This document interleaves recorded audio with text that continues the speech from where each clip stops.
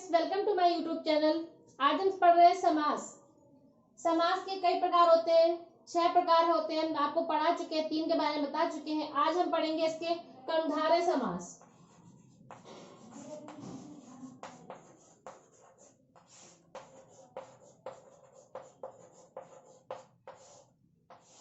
ज्यादातर कंफ्यूजन होती है कर्मधारय समास और बहुब्रीहि समास में, इसलिए आज हम एक वीडियो में आपको कर्मधारय समास और बहुब्रीहि समास दोनों बताएंगे अच्छे से, ताकि आप दोनों का डिफरेंस समझ जाए और किसी भी जो भी एग्जाम दे रहे हो उसमें कंफ्यूज ना हो कर्मधारय क्या है, बहुब्रीहि का क्या है।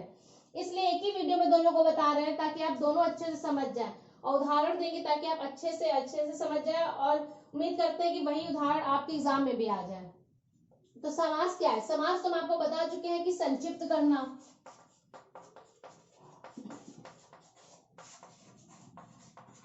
यानी समास का अर्थ क्या है? संक्षिप्त करना। संक्षिप्त करना समास का अर्थ हो गया संक्षिप्त करना। इसमें 2 पद को मिलाकर एक पद में लिखा जाता है तो वो हमारा समास कहलाता है। अगर एक पद में से अलग कर रहे हैं, 2 पद में कर रहे हैं, तो वो हमारा समास विग्रह कहलाएगा। तो अब है कर्मधारय समास कि 2 पद होते हैं। आपको पता ही है कि समास में 2 पद को मिलाकर एक पद बनाया जाता है। तो कर्मधारय में क्या है? जो पहला पद होगा वो विशेषण होगा। पहला पद विशेषण होगा और जो दूसरा पद होगा वो विशेष्य होगा। यानी जो दूसरा पद होगा वो पहले जो पद लिखा है उसकी विशेषता को बताएगा। अब इसके उदाहरण देख लीजिए ताकि आप अच्छे से समझ जाएंगे। ऐसे नहीं समझ आता ज्यादातर कई बार परिभाषा, लेकिन अगर उसका उदाहरण देख लेते हैं तो अच्छे से समझ में आता है कि विशेषण क्या है और विशेष यानी कैसे उसकी विशेषता बताता है।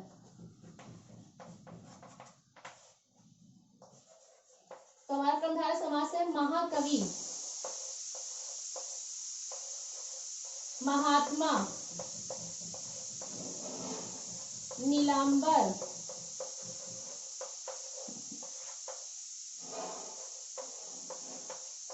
चरण कमल,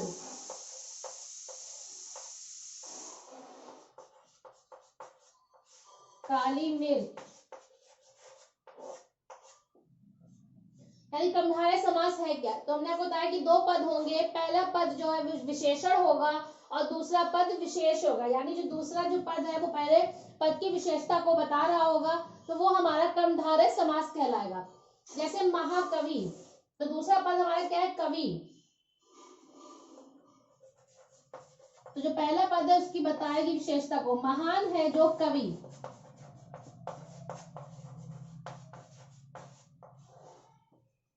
महाकवि, महा माने महान है, कवि कौन? कवि। महान है जो कवि, यानी कवि की विशेषता बता रहा है, कवि की महानता को बता रहा है, तो इसलिए हमारा कर्मधारय समास होगा। जो दूसरा जो है हमारा, यानी पहला पद तो हमारा विशेषण है, दूसरा विशेष है जिसकी विशेषता को बता रहा है। तो महान है जो कवि, कवि के बारे में बता रहा है। महात्मा,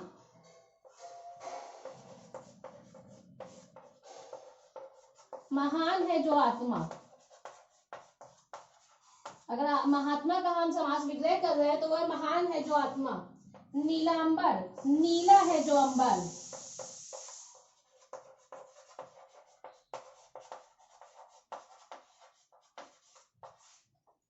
चरण कमल,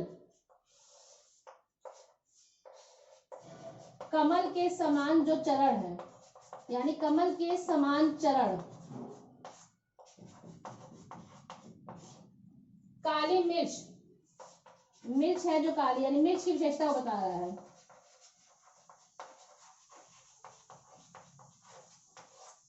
ये हमारा कर्मधारय समास हुआ। आप लोग को आसानी से बताया था कि आप आसानी से समझ सके, सब सरल तरीके से बताया है कि पहला पद जो है वो विशेषण होगा। इसकी डेफिनेशन ध्यान रखिएगा कि पहला पद जो है विशेषण होगा, दूसरा विशेष्य होगा।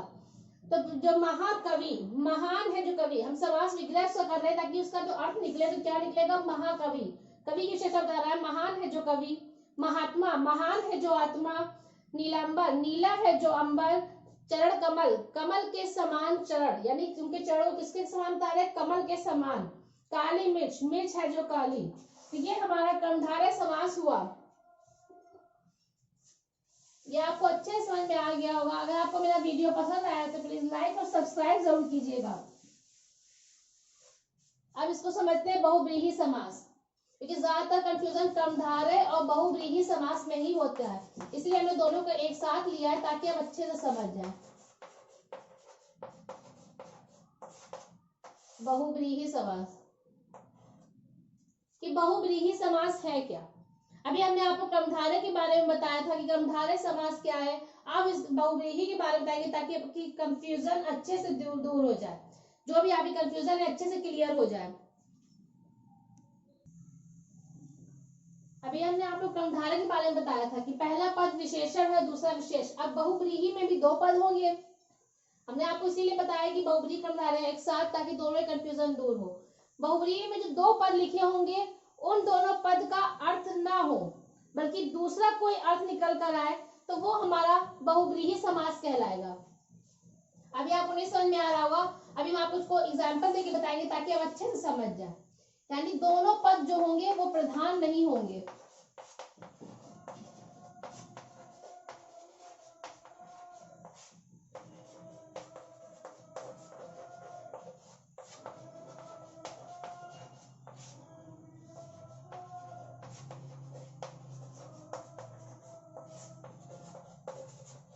कहने का अर्थ ये है कि दोनों पद प्रधान ना होकर, अभी हम आपको बताते थे कि पहला पद प्रधान है, दूसरा पद प्रधान है, लेकिन बहुव्रीहि समास में जो दो पद होंगे, पहला और दूसरा, दोनों ही पद प्रधान नहीं होंगे। मतलब उनका अर्थ नहीं होगा अन्य पद प्रधान हो, मतलब उन दोनों पद का कोई भी अर्थ ना निकले, बल्कि उन पद से कोई दूसरा अर्थ निकल कर आए, तो वो हमारा बहुव्रीहि समास होगा। दोनों शब्दों का अर्थ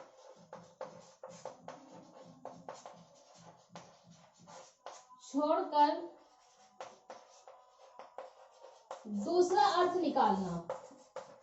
अगर आसान शब्दों में समझा जाए तो सबसे ज्यादा सरल डेफिनेशन जो परिभाषा है वो यही है, दोनों शब्दों का अर्थ छोड़कर दूसरा अर्थ निकालना जो होगा वही हमारा बहुव्रीहि समास होगा।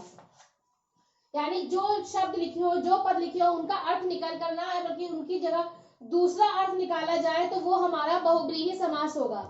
अब इसके उदाहरण दे देते हैं ताकि आप अच्छे से समझ जाएं।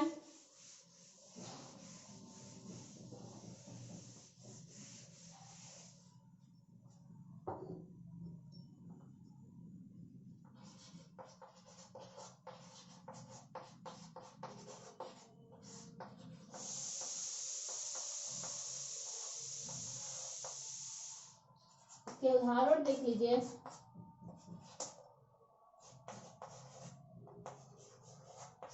चतुर्मुख,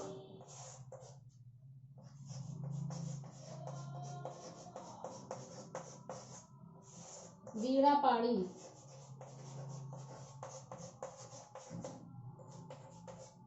कमलासन, जलज,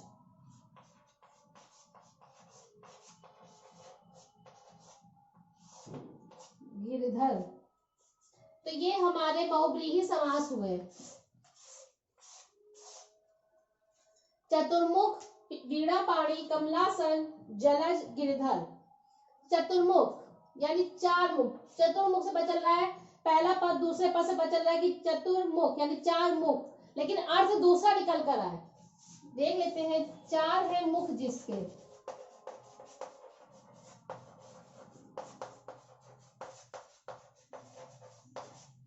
अर्थात ब्रह्मा। चार है मुख जिसके अर्थात ब्रह्मा, यानी किसी साधारण मनुष्य के तो होंगे नहीं, ब्रह्मा जी के ही चार मुख थे। तो इसलिए कहने का तात्पर्य यह है कि जो दो पद लिखे हैं दोनों का अर्थ छोड़कर कोई और अर्थ निकले।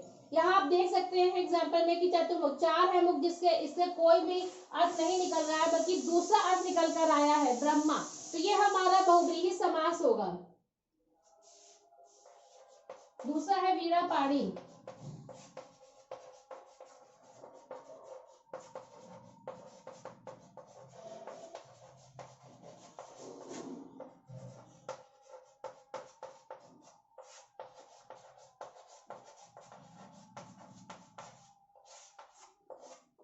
वीणा पाणी, वीणा है हाथ में जिनके अर्थात सरस्वती। वीणा पाणी, वीणा पाणी का तो अर्थ निकाल लिया हमने, वीणा है हाथ में जिनके, लेकिन कहने का तात्पर्य दूसरा है अर्थात सरस्वती। तो ये हमारा बहुब्रीहि समास है। कमलासन, कमल है आसन जिनका,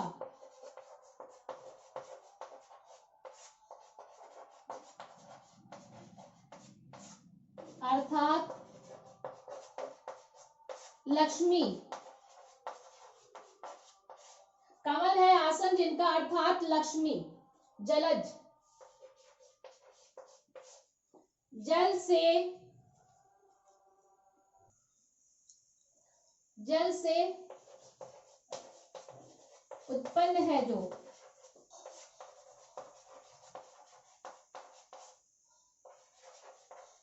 अर्थात कमल। अब है गिरिधर, गिरि को धारण करने वाला,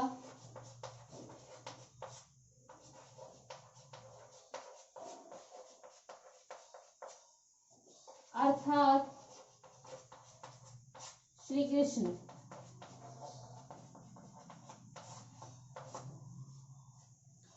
आप लोग अच्छे से समझ में आ गया होगा। सबसे आसान तरीके से हमने आपको बताने की कोशिश की है ताकि आप अच्छे से कर्मधारय समास और बहुब्रीहि समास को समझ जाए, उसकी कंफ्यूजन दूर हो जाएगी, क्या कर्मधारय है, कौन सा बहुब्रीहि है।